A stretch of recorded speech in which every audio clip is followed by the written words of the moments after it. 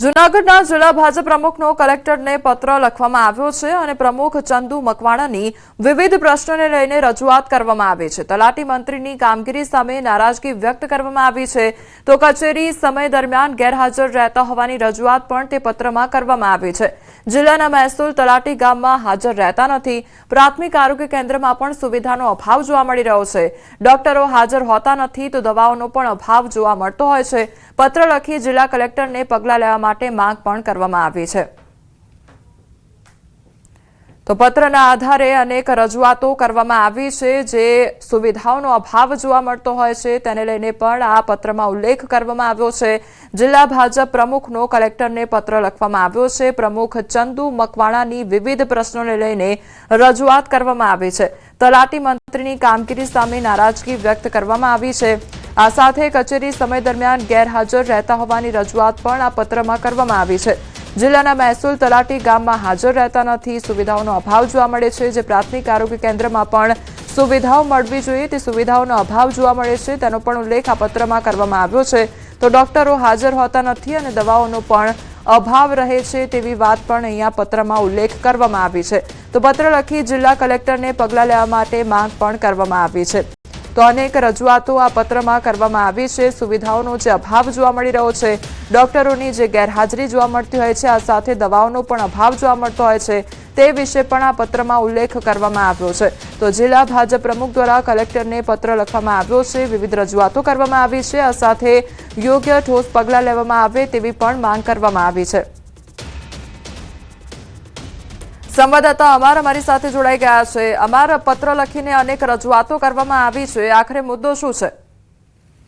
ચોક્કસ છે જે રીતે ખુદ જિલ્લા ભાજપ પ્રમુખે કલેક્ટરને એક પત્ર લખીને નારાજગી વ્યક્ત કરી છે। તેમણે કહ્યું છે કે જૂનાગઢ જિલ્લા ગ્રામ પંચાયતના તલાટી મંત્રી છે પંચાયત કચેરી સમય દરમિયાન હાજર રહેતા નથી। બીજામાં છે કે મહેસૂલ તલાટી રેગ્યુલર ગામમાં હાજર રહેતા નથી। અને ત્રીજો મુદ્દો છે પ્રાથમિક આરોગ્ય કેન્દ્રમાં પૂરતા પ્રમાણમાં દવા હોતી નથી અને ડોક્ટરો પણ હાજર રહેતા નથી। અચાનક જ આ જે જિલ્લા ભાજપ પ્રમુખ છે તેમને આ માહિતી મળીને તેમણે કલેક્ટરને રજૂઆત કરી દીધી કે તાત્કાલિક પગલાં લેવામાં આવે।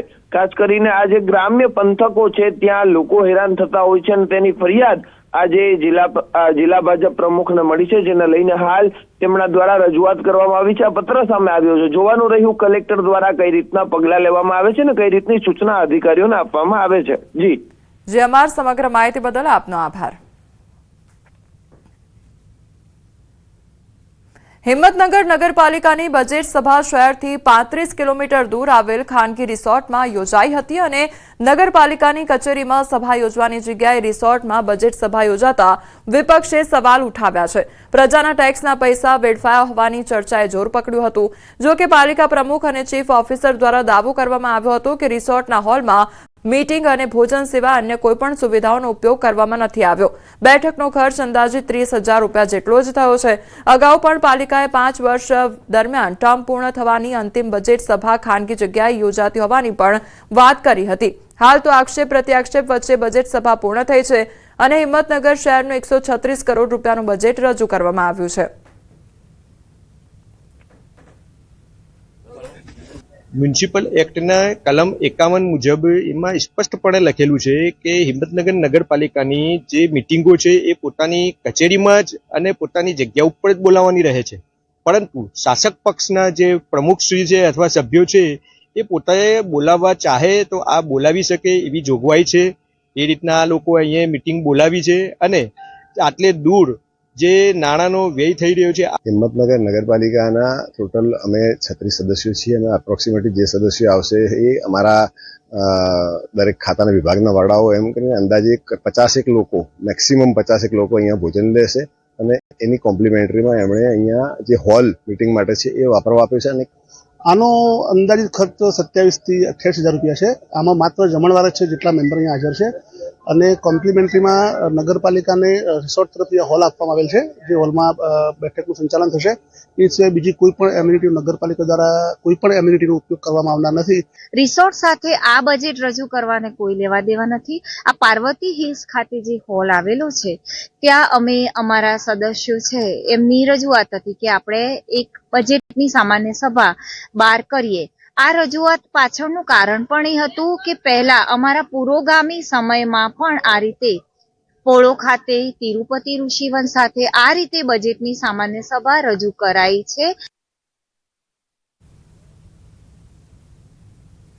વડોદરાના નિઝામપુરામાં અસામાજિક તત્વો બેફામ બન્યા છે. એસટી ડેપોમાં ચાના સ્ટોલમાં યુવકોએ બબાલ કરી હતી. જૂની અદાવતમાં એક યુવક પર હુમલો કરવામાં આવ્યો હતો. પોલીસે ત્રણેય હુમલાખોરને ઝડપી પાડ્યા છે. પોલીસે હુમલાખોરોની શાન ઠેકાણે પાડી છે તો પોલીસે આરોપીઓની જાહેરમાં સરઘસ કાઢ્યું. એક આરોપીને વીઆઈપી ટ્રીટમેન્ટ આપી હોવાનો આરોપ પણ લાગ્યો છે. તો વડોદરાનો આ મામલો સામે આવ્યો છે કે જ્યાં અસામાજિક તત્વો જાણે બેફામ બન્યા હોય તે પ્રકારની ઘટનાઓ જોવા મળી રહી છે. તો એસટી ડેપોમાં ચાના સ્ટોલ પર યુવકો દ્વારા બબાલ કરવામાં આવી હતી. સંવાદદાતા હાર્દિક અમારી સાથે જોડાઈ ગયા છે. હાર્દિક, વડોદરાની આ ઘટના કે જ્યાં અસામાજિક તત્વો બેફામ બન્યા હોય તે પ્રકારની ઘટના જોવા મળી રહી છે, શું અપડેટ મળી રહ્યું છે? બિલકુલથી જો આખી ઘટનાની વાત કરવામાં આવે તો આ ઘટના જે છે તે પરમ દિવસ રાતની છે. આ પરમ દિવસે રાત્રે કેટલાક માથાભારે તત્વો જે છે તે નિઝામપુરા ડેપો ખાતે પહોંચ્યા હતા અને ત્યારબાદ એક યુવક સાથે મારામારી કરી હતી. એવી માહિતી મળી રહી છે કે જે યુવક સાથે મારામારી થઈ છે તેની સાથે થોડા સમય અગાઉ આ જે હુમલાખોરો છે તેમની તકરાર થઈ હતી અને જૂની અદાવતને દાજમાં રાખીને આ જે માથાભારે તત્વો છે તેમના દ્વારા યુવક પર હુમલો જે છે તે કરવામાં આવ્યો હતો. સીસીટીવી ફૂટેજમાં જોઈ શકાય છે કે માથાભારે તત્વો કઈ હદે બેફામ બન્યા છે અને જાણે પોલીસનો કોઈ પણ જાતનો ડર ના હોય તે રીતે જીવલેણ હુમલો જે છે તે કરી રહ્યા છે. ત્યારે ફતેગંજ પોલીસે એ જે આરોપીઓ છે તેમની સામે ખૂનના પ્રયાસનો ગુનો દાખલ કર્યો હતો અને ત્યારબાદ તેમનો વરઘોડો કાઢ્યો હતો. સીસીટીવી ફૂટેજના આધારે ધરપકડ તો કરી લીધી. પોલીસે વરઘોડો કાઢીને એસટી ડેપોમાં લઈ જઈને ઉઠક બેઠક પણ કરાવી દીધી. પરંતુ અહીંયા સૌથી મોટો સવાલ એ ઉભો થાય છે કે શું માત્ર પોલીસ દેખાડા માટે કામગીરી કરે છે? કારણ કે એક વિડીયો જે છે તે વાયરલ થઈ રહ્યો છે અને વિડીયોમાં પણ જોઈ શકાય છે કે ફતેગંજ પોલીસ જે છે તે એક આરોપીને વીઆઈપી ટ્રીટમેન્ટ આપતી હતી તેમ લાગી રહ્યું છે. લોકઅપની બહાર જે છે તે આરોપી બેઠો છે, તેની સાથે તેના 2-3 મિત્રો બેઠા છે અને તે હોટલનું ભોજન જમી રહ્યો હોય ત્યાં પ્રકારનો વિડીયો જે છે તે વાયરલ થયેલો છે. એના કારણે ફતેગંજ પોલીસે જે કામગીરી છે તેની સામે પણ સવાલો ઉભા થઈ રહ્યા છે. કોમલ, હાર્દિક, સમગ્ર માહિતી બદલ આપનો આભાર.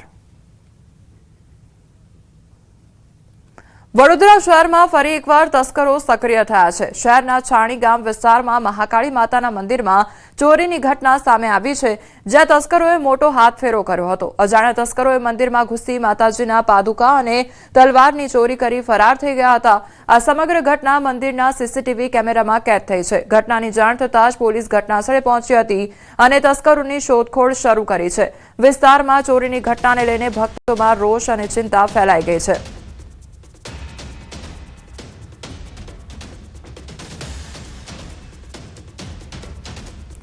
તો મંદિરમાં ચોરી કરવાનો પ્રયાસ હાથ ધરવામાં આવ્યો હોય તે પ્રકારની ઘટના સામે આવી છે અને સમગ્ર ઘટના સીસીટીવી કેમેરામાં કેદ થઈ છે. તો તસ્કરોનો આતંક વડોદરા શહેરમાં વધતો જઈ રહ્યો હોય તે પ્રકારની ઘટના સામે આવી છે.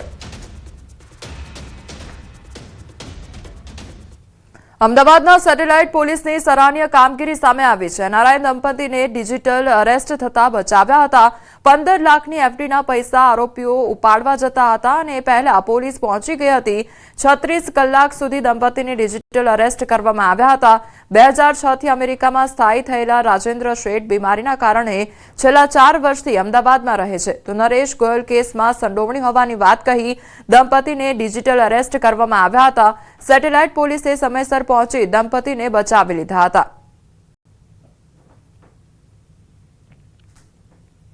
અમો લોકોને ઓચિંતો 25 તારીખે સવારમાં ફોન આવેલ અને એમ કહેવામાં આવ્યું કે તમારે નરેશ ગોયલના જે ફ્રોડ કરેલો છે મની લોન્ડરિંગનો, એમાં તમારું નામ સામેલ છે અને તમારા ઉપર એફઆઈઆર દાખલ કરેલ છે. પહોંચ્યા ત્યારે આનો ફોન ચાલુ જ હતો. ડિજિટલ એરેસ્ટ કર્યો તો પછી એને ખબર પડી કે ભાઈ પોલીસ આવી ગઈ છે એટલે એને ગાળાગાળી કરી પછી ફોન મૂકી દીધો. ફોન ફરીથી આવવાની શક્યતા હતી અને એમના ખાતામાં 15 લાખ રૂપિયા એફડી હતી એ ઉપાડી લીધેલી હતી. એટલે જો એ પૈસા જાય તો એક સામાન્ય નાગરિકના પૈસાની છેતરપિંડી થવાની પૂરી શક્યતા હતી. એટલે ત્યાં માણસો રાખી અને એ મોબાઈલ બંધ કરાવ્યો, બેટરી કાઢી અને સ્વિચ ઓફ કર્યો. એફડીના પૈસા સિક્યોર કરાવ્યા. રાત્રે ને રાત્રે બેંકમાં જાણ કરી અને આખું એકાઉન્ટ ફ્રીઝ કરાવ્યું કે જેથી પૈસા ના જાય.